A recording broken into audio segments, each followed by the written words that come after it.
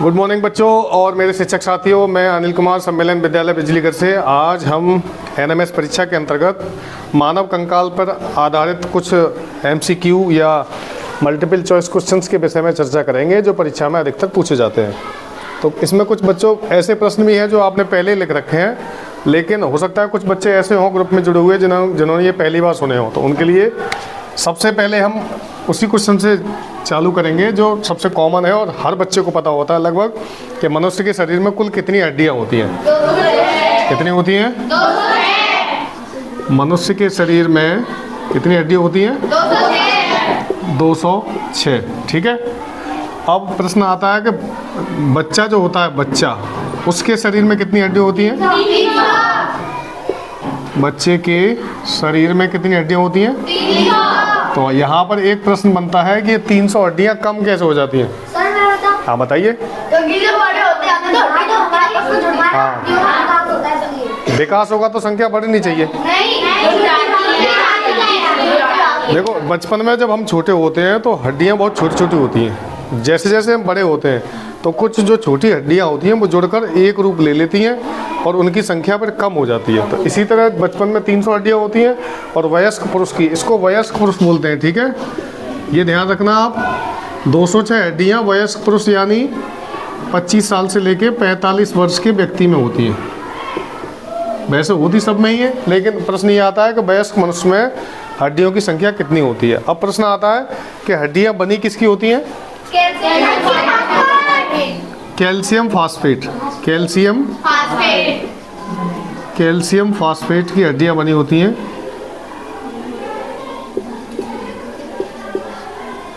ठीक है। अधिक मात्रा में कैल्शियम होता है, फास्फेट कम होता है और इसमें सल्फर भी पाया जाता है। हड्डियों के बीच में जो प्रोटीन होता है वो कौन सा होता है? हड्डियों में कौन सा प्रोटीन पाया जाता है? अगर नहीं पता तो लिख लो इसका आंसर। हड्डियों में इयोसिन नाम का प्रोटीन पाया जाता है। इयोसिन, ये मैंने लिखा है तुम्हें। और ये मज्जा में पाया जाता है। किसमें? मज्जा यानी अस्थि मज्जा। अस्थि मज्जा में ही खून का निर्माण होता है। किसका? रक्त का निर्माण। अक्सर बच्चों के मन में ये भ्रांति होती है कि खून का निर्माण दिल में होता है। दिल खून को पंप करता है, ना कि निर्माण करता है। ठीक है। तो रक्त का निर्माण होता है अस्थि मज्जा में। ठीक है। अस्थि मज्जा होती है हड्डियों के भीतर का एक सफ़ेद रंग का चिपचिपा पदार्थ पाया जाता है जो हड्डियों को मजबूती प्रदान करता है। उसी को मज्जा कहते हैं या अस्थि मज्जा कहते हैं। ठीक है। इसमें रक्त का निर्माण होता है। अगला क्वेश्चन लिखेंगे।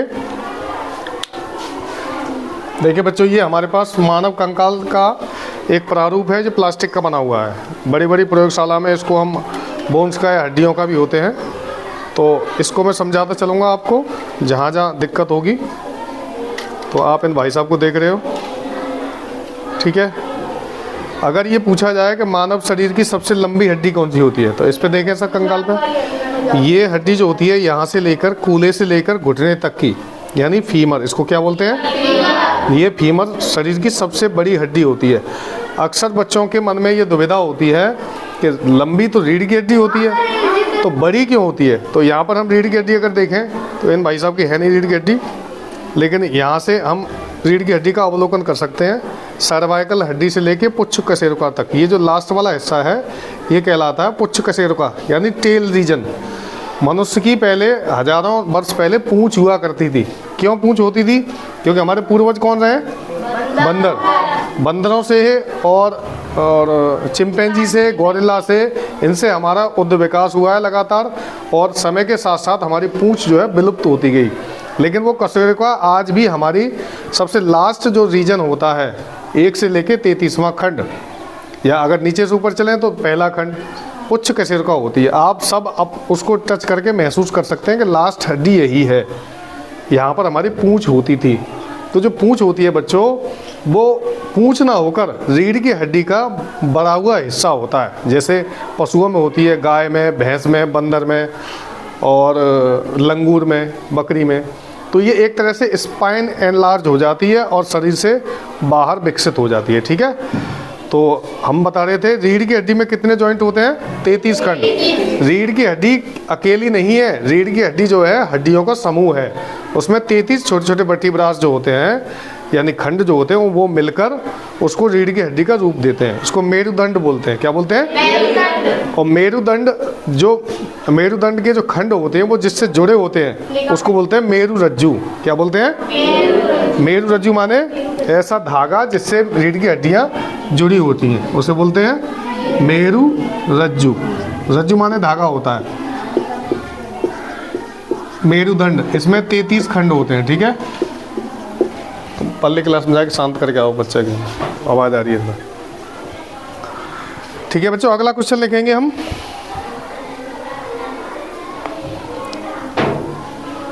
मानव कंकाल में कुल मांसपेशियां कितनी होती है? मसल्स 639, बिल्कुल राइट आंसर है। लेकिन इसको राउंड फिगर में हम 700 कह देते हैं, घटता बढ़ता हुआ। ठीक है, तो मानव शरीर में जो मांसपेशियां होती हैं वो 639 होती हैं और इसको हम 700 भी कह सकते हैं।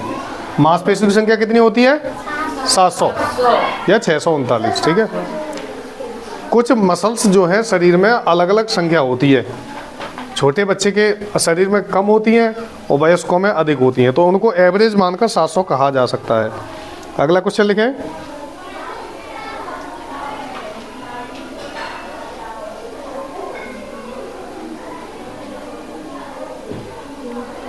कान और नाक किसके बने होते हैं?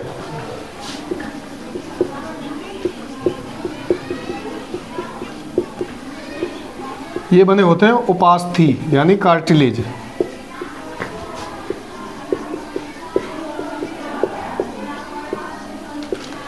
देखो बच्चों, आपने अक्सर देखा होगा हम अपने कानों को छूकर देखते हैं तो मुलायम लगते हैं, और टीचर भी कान मरोड़ देते हैं अच्छी तरह से। और पहलवान में जो कुश्ती लड़ते हैं उनके कान ही टूटे होते हैं ये, क्योंकि कान पे ही हाथ पड़ते हैं कुश्ती लड़ते समय।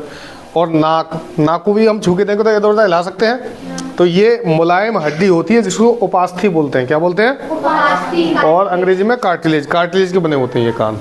बाह्य कर्ण पेशियाँ स्तनधारियों की या मैमल्स की सबसे बड़ी पहचान ये है, मनुष्य वर्ग की पहचान ये है कि उनके कान बाहर निकले रहते हैं। ठीक है, अब जितने भी जानवर हैं वो सब स्तनधारी में आते हैं जिनके कान बाहर होते हैं। अब आप पहचानिए कौन कौन से हैं? बकरी, गाय, गधा, घोड़ा, खरगोश, कान बाहर है ना। तो ये जितने भी जानवर होते हैं मनुष्य वर्ग में आते हैं, और हम भी जानवर ही हैं। मानव जो है सबसे सुधरा हुआ जानवर होता है, और कभी कभी मनुष्य ऐसी हरकतें भी कर देता है कि वो जानवर से भी बदतर हो जाता है। ठीक है ना, जैसे कहते हैं ना मैं शेर हूँ, तो वो जानवर वाली प्रवृत्ति आ जाती है कि हम शेर हैं। लिखो अगला क्वेश्चन।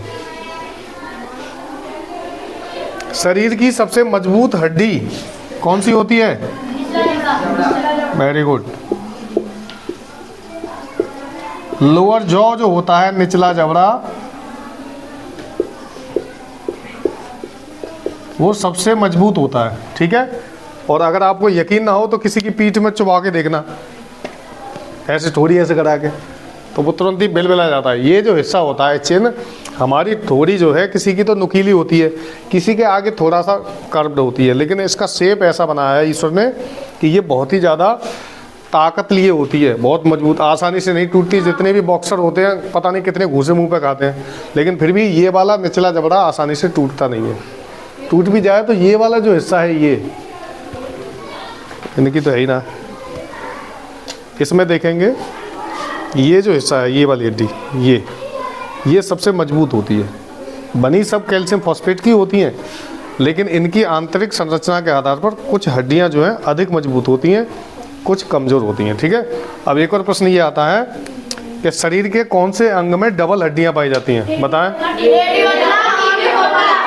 हड्डी के नाम नहीं बताने, कलाई की हड्डी और टांग की हड्डी लिख लो इसको। लिख रहा है तो बढ़िया बात है। देखो, कलाई की जो हड्डी होती है उसमें पाया जाता है रेडियो अल्ना। इन दोनों हड्डियों के नाम है रेडियो और अल्ना, दोनों बहनें हैं ये। अब सबसे अधिक फोर्स जो है या सबसे ताकत का काम हम इन्हीं हड्डियों के द्वारा करते हैं। बाल्टी उठाना हो, बोझ उठाना हो, या मसल्स बनानी हो, एक्सरसाइज करनी हो, इसलिए ये डबल होती हैं। ठीक है, अटैक करने के लिए और डिफेंस करने के लिए इन्हीं हिस्सों का ज़्यादा यूज करते हैं। तुमने फाइटर देखूंगा ऐसे हाँ, ठीक है। और ये वाली, ये जो टांग होती है, ये वाली हम अपनी को दिखाना, इन्हें दिखाएं। ये देखो, ये यहाँ से देखेंगे हम, ये टीबिया फिबुला है। देखो इसमें डबल दिख रही है, ऐसे देखिए डबल दिख रही है, ये टीबिया फिबुला होती है घुटने से लेकर टखने तक। टखना माने जहाँ से पैर शुरू होता है, घुटने से टखने तक की हड्डी जो होती है उसको बोलते हैं टीबिया फिबुला। क्या बोलते हैं? इसको टांग की हड्डी भी कह सकते हैं, टांग, टीबिया फिबुला। ठीक है ना। तो शरीर की दो अंग ऐसे होते हैं जहाँ डबल हड्डी पाई जाती है, कलाई की हड्डी और टांग की हड्डी। अगला क्वेश्चन देखिए,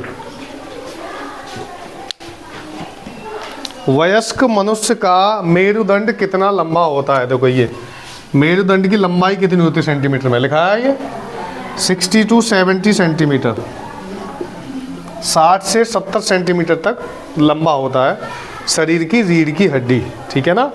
ये जो रीढ़ की हड्डी होती है ये वाली, ये यहाँ से सर्वाइकल यानी खोपड़ी से लेके पुच्छ कशेरुका तक इसकी लंबाई 60 से 70 सेंटीमीटर तक होती है। हर मनुष्य में 1-2 सेंटीमीटर का अंतर आ जाता है, लेकिन उसको हम इवन मान लेते हैं कि इतनी ही होगी। ठीक है। अब लिखिए अगला क्वेश्चन,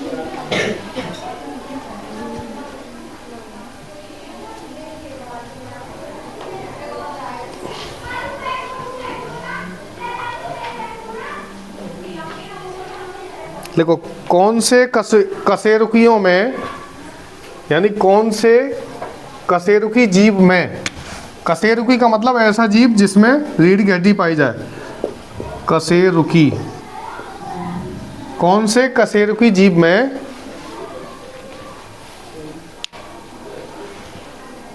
बाह्य कंकाल नहीं होता? बाह्य कंकाल नहीं होता। देखो कंकाल बच्चों दो प्रकार के होते हैं, एक अंतः कंकाल और एक बाह्य कंकाल। ठीक है। बाह्य कंकाल भी होता है जिसमें उपास्थि की हमारी बाहर जो हड्डियां दिखती हैं हमारी, वो नाक और कान है स्पेशली। ठीक है, यही तो बाहर होते हैं। इसका आंसर लिखिए उभयचर या एम्फीबिया। उभयचरों में बाह्य कंकाल नहीं पाया जाता। उभयचर का मतलब होता है ऐसे प्राणी जो दिन में और रात में दोनों समय शिकार करते हो या चलते फिरते हो, उभयचर। ठीक है। एक रात्रिचर होता है, एक दिनचर होता है, और जो दोनों में चले वो उभयचर। ठीक है। इसमें एम्फीबिया आते हैं, यानी एम्फीबिया वर्ग कहा जाता है। एम्फीबिया, एम्फीबिया वर्ग जो है मेढक का वर्ग है। किसका? मेढक, छिपकली, ये सब इसी में आते हैं, एम्फीबियंस। ठीक है। अगला क्वेश्चन लिखेंगे,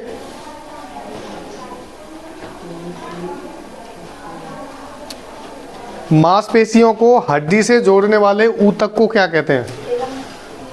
लिगामेंट्स ऊतक नहीं होता, टेंडेंट बोलते हैं उसे। ठीक है, लिख लो, मांसपेशियों को हड्डी से जोड़ने वाले ऊतक को क्या कहते हैं? टेंडेंट।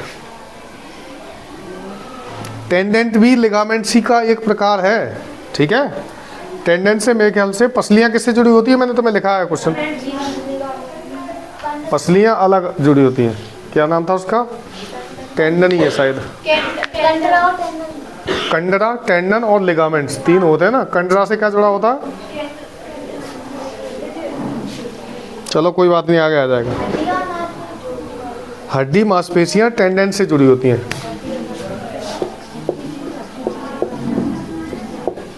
टेंडेंट। ठीक है। अगला लिखे,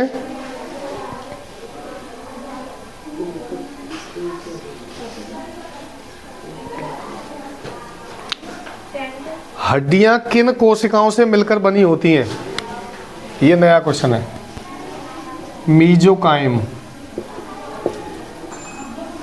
हड्डी किस कोशिका से मिलकर बनी होती है? मीजोकाइम।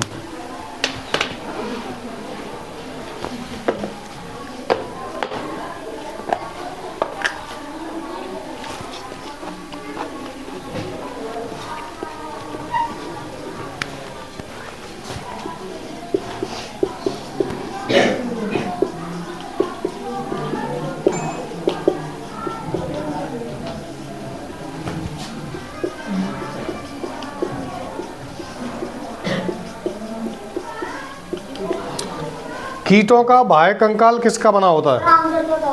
किसका? मीजोकाइम लिख तो दिया। अब कीड़े मकोड़े देखे हैं तुमने, बिच्छू, कांतर, कॉकरोच, चीटा, चींटी, ये किसके बने होते हैं बाहरी रूप से? बहुत आसान सा कंकाल होता है, हम पैरों से रगड़ देते हैं, इसको मार भी सकते हैं। तो ये होता है काइटिन का। किसका? काइटिन। अगला क्वेश्चन लिखिए।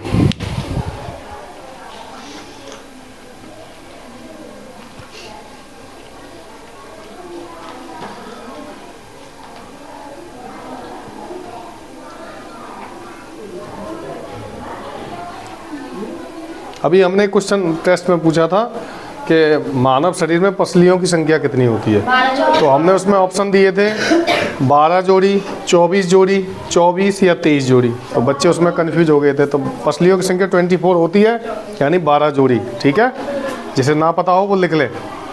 अगला लिखिए।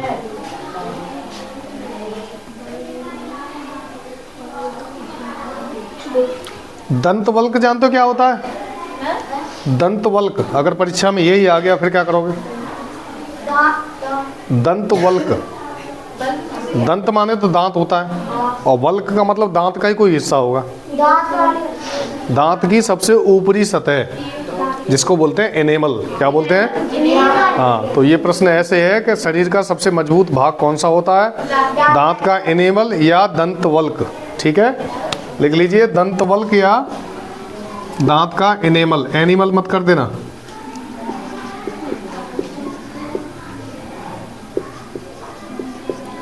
अगर ये पूछा जाए कि शरीर में सबसे मजबूत भाग यही होता है, सैकड़ों साल तक हमारे दांत ऐसे ही रहते हैं कंकाल गलने के बावजूद भी। कुछ हड्डियां तो हमारी डिकम्पोज हो जाती हैं, लेकिन दांत सबसे लास्ट में गलता है। ठीक है, इसको दंतवल्क भी बोलते हैं। मैंने लिख दिया ना दंतवल्क। एनिमल परीक्षा में नहीं आया, मान लो दंतवल्क दे दिया तो आप कंफ्यूज हो जाओगे, इसलिए हिंदी और अंग्रेजी दोनों साथ साथ पढ़िए। अगला क्वेश्चन देखें।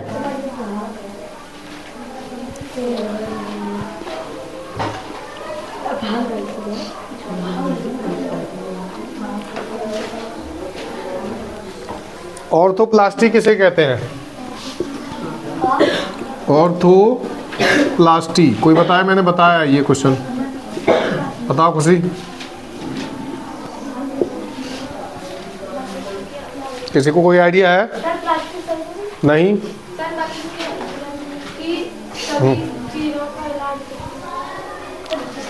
ऑर्थोप्लास्टी का देखो, ऑर्थोपेडिक सर्जन जो होता है ये ऑर्थो से बना। ऑर्थो जो होता है, ऑर्थो का मतलब होता है हड्डी। क्या होता है? और हड्डियों का जो विशेषज्ञ होता है उसको बोलते हैं ऑर्थोपेडिक सर्जन, या ऑर्थोपेडिक्स के, और हड्डियों की जो विज्ञान होती है उसको कहते हैं ऑर्थोपेडिक्स। क्या बोलते हैं?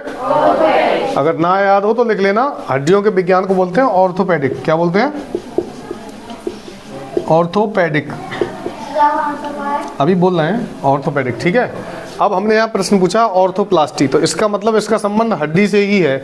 ठीक है, ऑर्थो प्लस प्लास्टी यानी हड्डियों को इधर से उधर करना।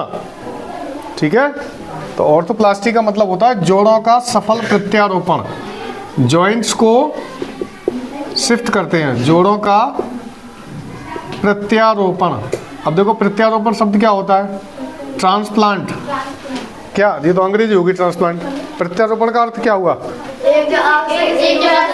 हाँ, एक फसल अब ऐसी होती है जिसका हम प्रत्यारोपण करते हैं। बताओ कौन सी है? धान। बिल्कुल सही जवाब।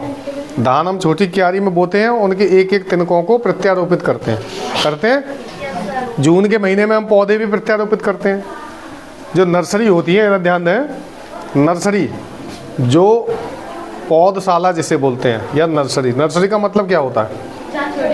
हाँ, जहाँ छोटे छोटे पेड़ पौधे उगाए जाते हो, उनको नया जीवन दिया जाता हो। ठीक है, तो जो पेड़ पौधों की फसल जो नर्सरी तैयार की जाती है वो वहाँ पर बड़े नहीं हो सकते,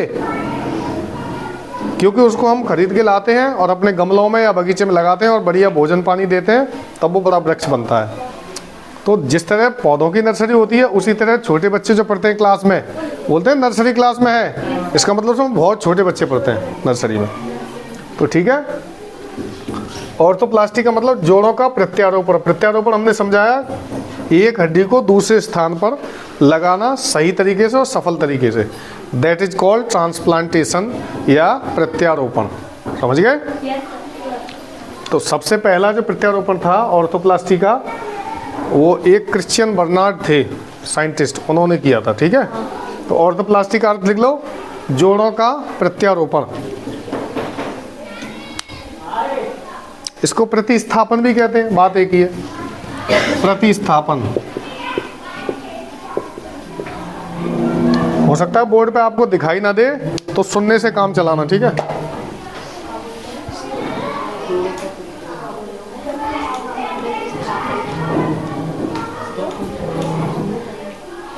और जब मजबूत हड्डी जो होती है वो केवल निचला जबड़ा ही नहीं होता, दोनों जबड़े मजबूत होते हैं, ठीक है। लेकिन अगर अधिक पूछा जाए सबसे अधिक कौन सा मजबूत होता है, तो निचला जबड़ा, लेकिन मजबूत दोनों ही होते हैं।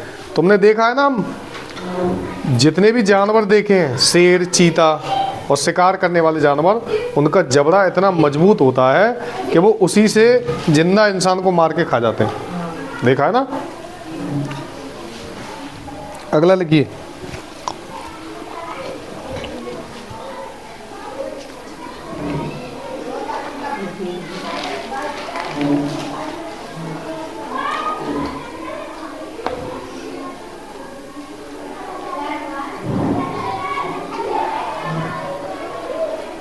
मसल्स हड्डी से किससे जुड़ी होती हैं? ये मांस जो है हड्डियों से किस चीज से जुड़ा है? ये लिखा है मैंने, कंडारा, कंडरा लिखा था, कंडरा उससे जुड़ा होता है, लिख लो। मांसपेशियां हड्डी से किससे जुड़ी होती हैं?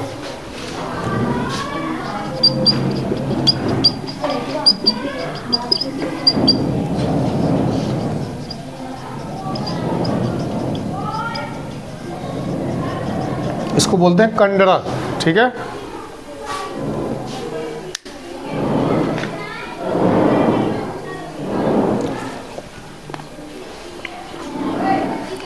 कंडारा कर लो।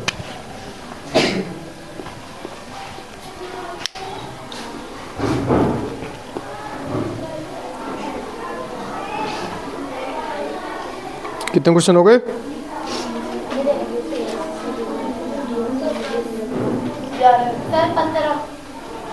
अच्छा ये बताओ, हमारे शरीर में कितनी अस्थि वो होती हैं, संधियां? मुख्य मुख्य बताइए। एक संधि पता है? संधि? हाँ, जॉइंट्स, गेंद गड्ढा और अचल संधि। खोपड़ी में कौन सी संधि होती है? उसको बोलते हैं फाइब्रस जॉइंट, फाइब्रस जॉइंट या अचल संधि, ठीक है। तो मनुष्य के कपाल में, खोपड़ी को कपाल भी बोलते हैं, ठीक है। कपाल में कौन सी संधि होती है? इसको बोलते हैं अचल संधि या फाइब्रस जॉइंट।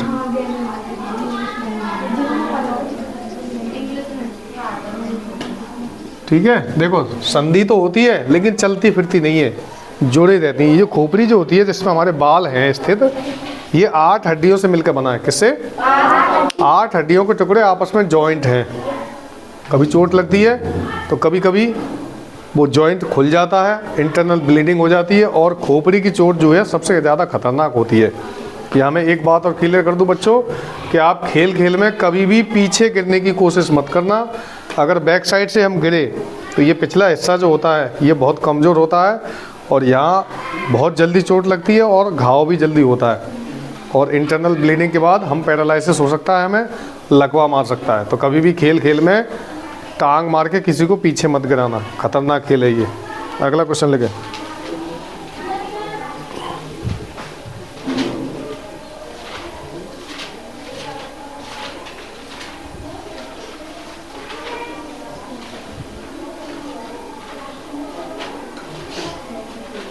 देखो वृद्धावस्था में हड्डियां क्यों कमजोर हो जाती हैं? बुढ़ापे में देखते ना, बुढ़ापे में हड्डी टूट जाती है तो जुड़ती नहीं है।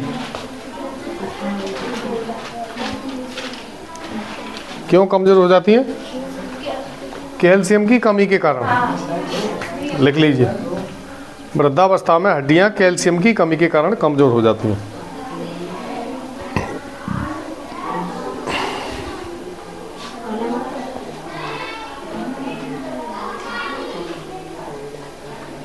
अच्छा, एक क्वेश्चन की भाषा बदल के हम देखते हैं कि तुम बता पाओगे कि नहीं।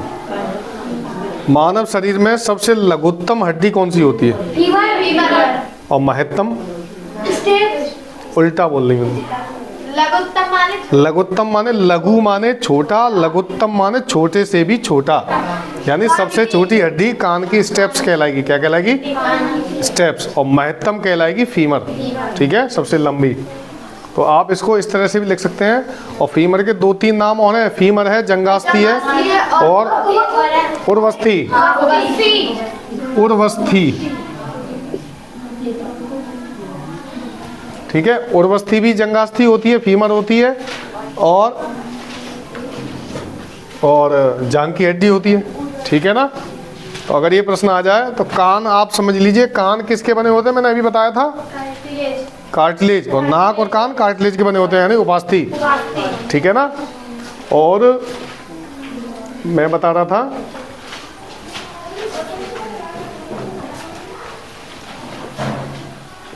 कान में कितनी हड्डियां पाई जाती हैं? 3। एक कान में 3, दोनों में 6 हो गई। तीनों के नाम पता है? लिख लो। कान में क्रमशः कौन सी हड्डियां पाई जाती हैं? क्रमशः माने क्रम से। उनका नाम है मेलियस,